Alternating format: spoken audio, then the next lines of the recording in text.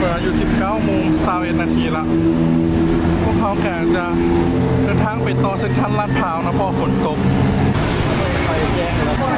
ใช่ทุกคนเขาเคียงไว้อีกน้อยเดียวก็มาฮอดท่าแยกลาดพร้าวแล้วเนาะทุกคนมาฮอดฉากนี้แล้วก็ย่างเข้าไปเลยฮอดเส้นทางลาดพร้าวเลยเนาะสมาชิกใหม่แล้วพัดลมฟรีนะคะ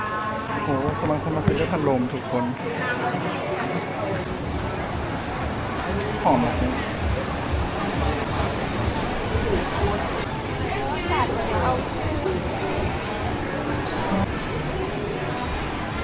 เป็นไงเลยว่าทุกคนมีงานอาหารเนาะอยู่ที่เซ็นทรัลลาดพร้าว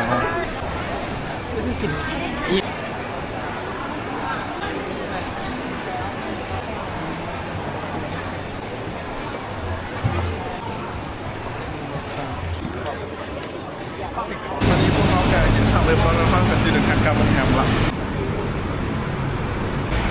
ก็เลยขี่รถเมล์ได้เนาะให้ทุกคนเขาการใช้บัตรตัวนี้เนาะคุ้มค่าสุดๆเลย